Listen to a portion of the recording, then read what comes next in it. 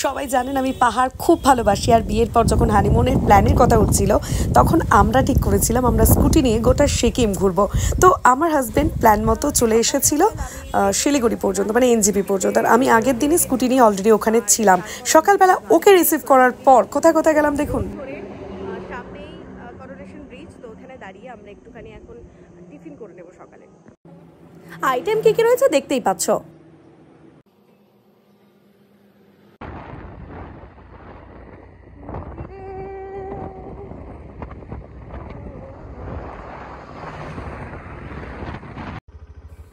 এই রাস্তায় চলতে চলতে মনে হয় স্বর্গে চলে এসেছি। আর স্বর্গের পাশ দিয়ে বয়ে যাচ্ছে একটা নদী, তিস্তা।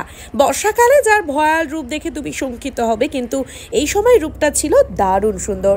খাওয়া দাওয়ার পর করোনেশন ব্রিজ থেকে আমাদের যাত্রা শুরু হয়েছিল সিকিমের উদ্দেশ্যে, মানে গ্যাংটকের উদ্দেশ্যে। আর প্রথমেই গন্তব্য তিস্তা বাজার, আর তার জন্য আমাদের একেবারে নদী বরাবর, মানে ডান দিকে তিস্তা নদী রেখে চলতে হচ্ছিল। অসাধারণ এই দৃশ্যগুলো ছিল।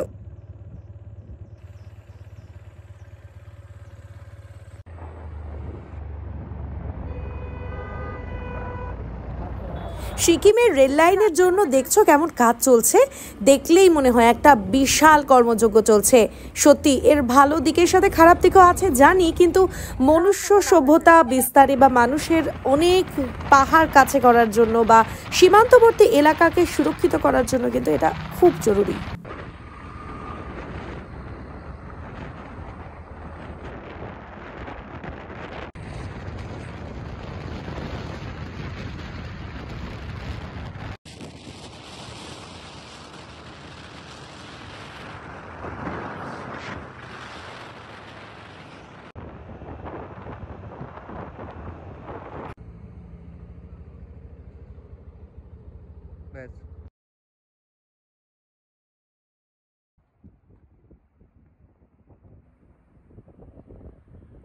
Wow, wow.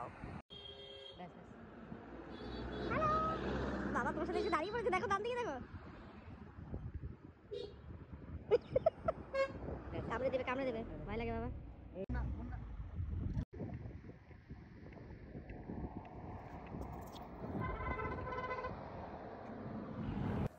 আমরা চলে গেছিলাম এমন একটা জায়গায় তারপর যেখানে ডান দিকে দাঁড়িয়ে একটা বেশ সেলফি জোন ছিল আর খুব সুন্দর ছবি তোলার একটা জায়গা ছিল।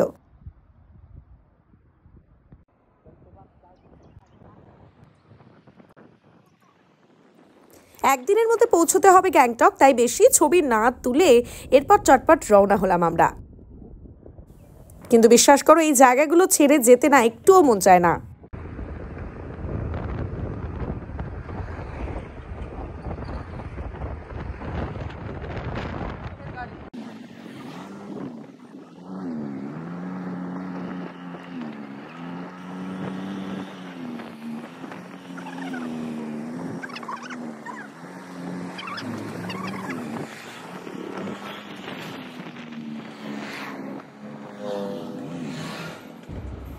এত বড় বড় ভিডিও একটুখানি আমি স্পিডে চালাচ্ছিলাম। যাই হোক, আমরা এবার চলে এসেছি সেই জায়গায় যেখানে সব সময় কিন্তু ধস নামে, যে জায়গাটা অনেকটা নিচু, নদীর সাথে সাথে মাঝে মাঝে এই লেভেলটা কিন্তু একদম এক হয়ে যায় এবং রাস্তার উপরে জল চলে আসে। ফলে এই রাস্তাটা দেখতেই পাচ্ছ ধসপ্রবণ, নিচটা একদম কাদা, রাস্তার কাজ তখনও চলছিল।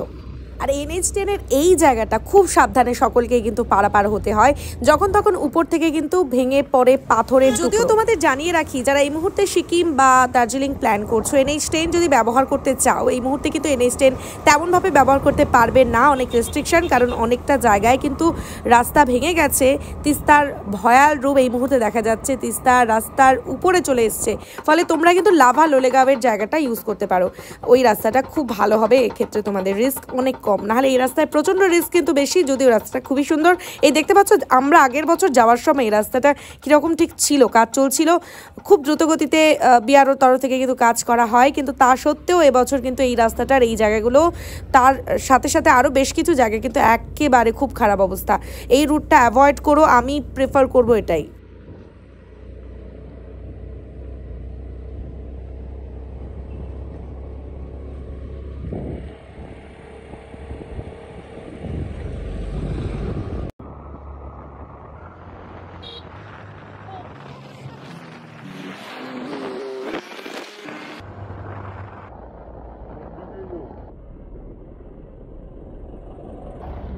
সোজা সোজা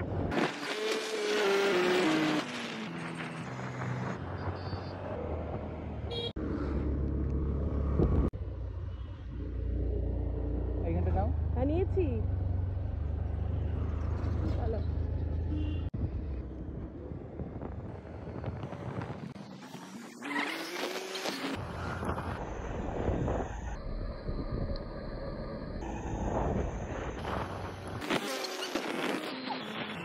একটু স্পিডে গাড়ি চালাচ্ছিলাম এখন, আর এই রাস্তাটা দেখো আমরা কিন্তু তিস্তা বাজার হাতের বাঁদিকে রেখে উঠে যাচ্ছিলাম। আর এভাবে উঠে যাওয়ার পর কিন্তু দেখা যাচ্ছে ডান দিকে একটা রাস্তা, সেটা কিন্তু আবার কালিম্পং যায়, লাভাও ওদিক দিয়ে যাওয়া যায়। তো এই রাস্তাটা কিন্তু খুবই সুন্দর। এই জায়গাটায় বছরের বেশিরভাগ সময় কিন্তু জলের নিচে থাকে, তবে এই জায়গাগুলো বেশি। তিস্তা বাজার পেরিয়ে আমি কিন্তু খুব সুন্দর একটা জায়গা পেয়েছি, এটা এখানেই আজকে শেষ করলাম। পরবর্তী দিন আবারও একটা ব্লগ নিয়ে আসবো। ধন্যবাদ।